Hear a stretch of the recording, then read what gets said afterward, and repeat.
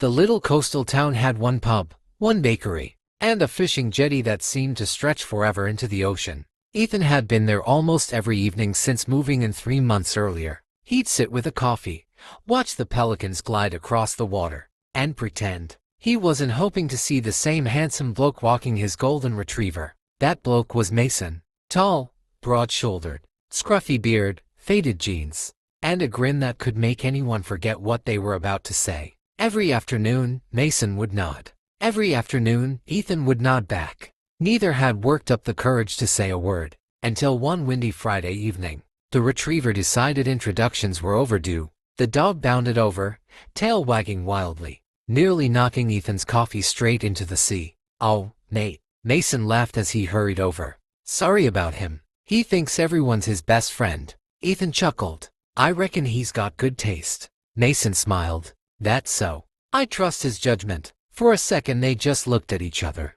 Then both laughed. That was the beginning. Over the following weeks they became inseparable. Morning coffees turned into afternoon drives. Afternoon drives became sunset walks. Sunset walks became dinners that somehow lasted until midnight. There was an easy chemistry between them, a constant stream of teasing, playful nudges, and lingering glances that neither of them bothered hiding anymore. One Saturday they took Mason's old ute out along the coast. Windows down, country music playing, warm air rolling in off the ocean. "You always smile like that?" Mason asked. "What smile?" "The one you've got right now." Ethan shrugged. "Only when I'm having a good day." "And I'm having a pretty bloody good day." Mason laughed. "I was hoping you'd say that." Later they found themselves at a secluded beach. No crowds, just waves crashing gently onto the sand. The sky glowed orange and pink as the sun disappeared below the horizon. Ethan kicked off his boots. "So, what's the catch?"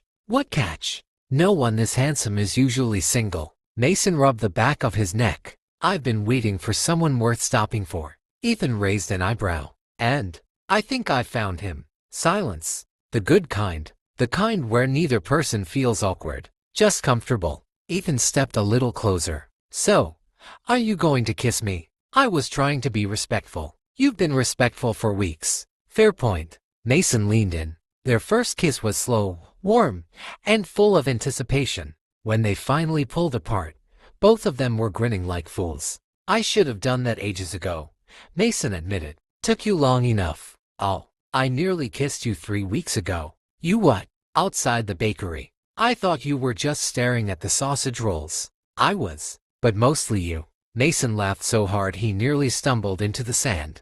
As darkness settled over the beach, they stayed close, talking about everything and nothing. Dream holidays, favorite songs, embarrassing first jobs, old heartbreaks.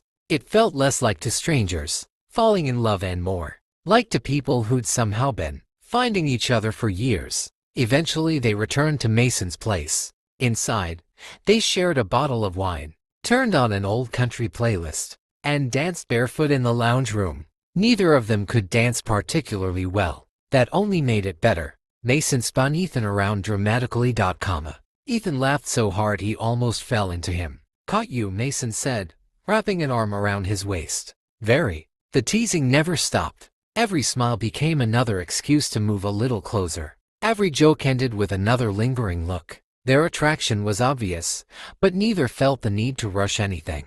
The excitement was in the anticipation, in stolen glances, whispered compliments, and the certainty that they wanted to wake up beside each other for a long time to come. Months later, they returned to the same jetty where they'd first met. Same sunset, same ocean, same ridiculous dog trying to chase seagulls. Mason reached into his jacket pocket. "Oh no," Ethan laughed. "What?" "If that's what I think it is." "It might be. You've always been terrible at surprises." "I know." He held out a small velvet box.